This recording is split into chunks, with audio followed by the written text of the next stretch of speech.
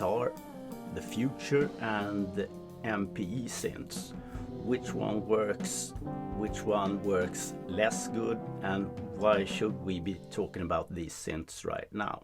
When it comes to emulating an instrument like guitar, there's of course no better controller than a guitar with a working setup and an MPE synth. And I'm going to do a MPE checklist. I'll check as we go along in this video to which degree the synths I'm trying are meeting this list. So this is going to be a chapter about VHorns Diva. Nowadays also an MPE synth. Perhaps not to the same extent as everything else. It's sort of modified to be an MPE synth. There are in fact some things that you need to do to make this work to begin with. For most of the presets in Diva, the pitch bend ranges are different depending on what preset you're using. So the first thing you want to do with Diva is to set these to 48 and to lock them there, like so. So now it's both up and down at 48. Let's go to the CC74. What you need to do to get Diva to work: you have this little cogwheel here up by the VHorns logo. You have something like, here's a learning function, and below that we have the MIDI table, and here's where you need to do some inputting. So what they didn't have before was something controlling CC74, which is nowadays a major part of the MPE setup. So for the sake of having one sort of setup to go to, so that you can learn how to do this, I'm setting up the VCF1 frequency here, and I'm setting it up for each channel to control the 74, which would be the brightness or the timbre or slide in the MPE language. We need to set it up for each channel. That's the major part here. So whatever you're setting up, anything that will be sent on those MIDI channels will also have a CC74 action of some sort. That's actually the only thing that I have on this MIDI table setup. I'm setting it up to this VCF1 parameter. You can see it's the cutoff parameter here. So when I'm connecting my brightness envelope here, you see some action with this cutoff button here. Just to have something while browsing through the presets of any of these synths, so that I don't have to use my breath controller for this CC74, which I normally would do, of course. I would have the byte sensor connected to the CC74 function to be able to control it in a manner. Now I know that I still have the brightness controlled, and listen my way through the Diva presets.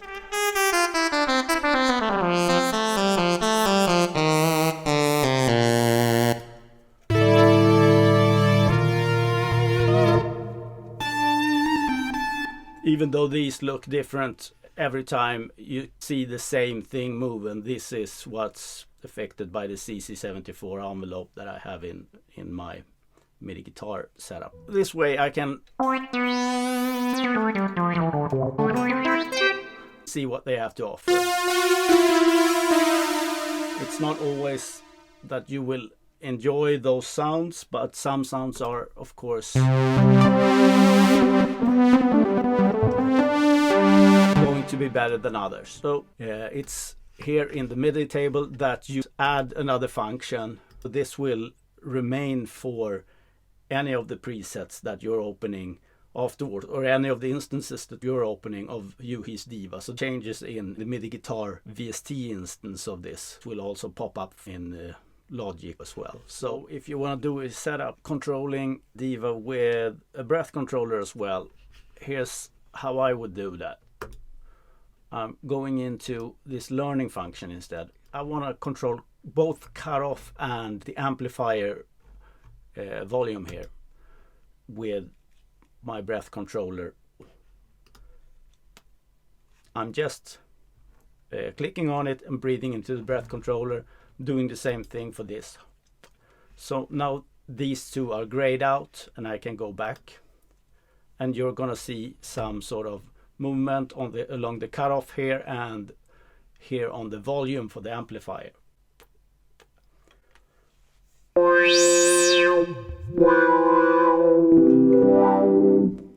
And the reason to sort of use the amplifier volume instead of the output volume is, of course, that you have sort of a tail of any effect that goes on within Diva. In this case, I think it's some sort of reverb, perhaps.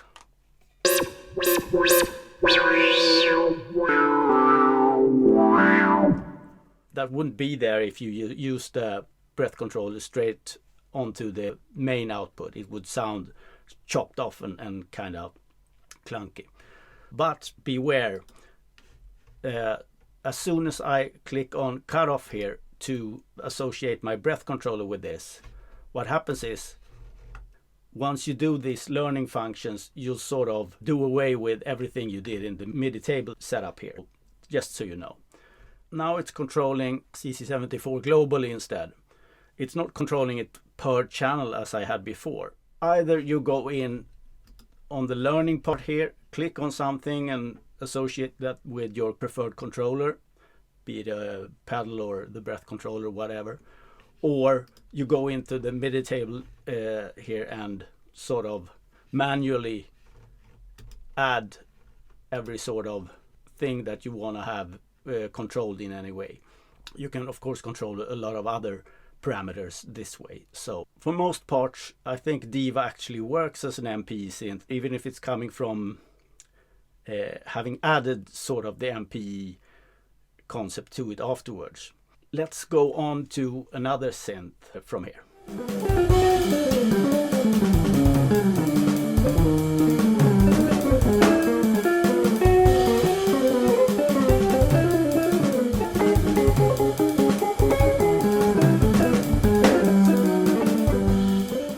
Synth I'm thinking of here is Modartt Pianoteq 8. I did a review on this not so long ago, but I didn't go into the setup part concerning the MPE functionality, so I'll go into that more now. The rest you can watch in the earlier video. I'll have it posted here. But it is the first,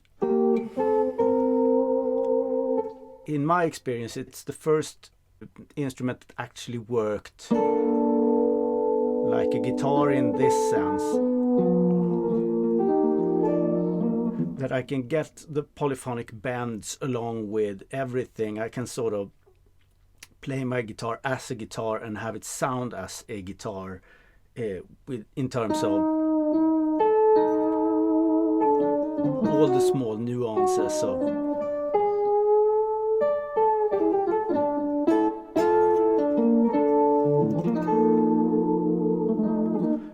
it has this polyphonic bends at least. And with regards to the first part of my MPE protocol checklist, do I have pitch bend 48? Go into options here and looking at what's in the global MIDI mapping. I think we have a pitch bend range that is 2 for both up and down, but we would like from our MPE checklist to have a pitch bend range of 48.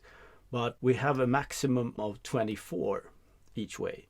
So this is what we'll have to work with. I've saved a global MIDI mapping coming up as my default setup for this. But we must also remember to make this change in the MIDI guitar software. That's the only thing we have to think about when it comes to Modartt Pianoteq in this case. We don't need anything extra. We don't use CC74.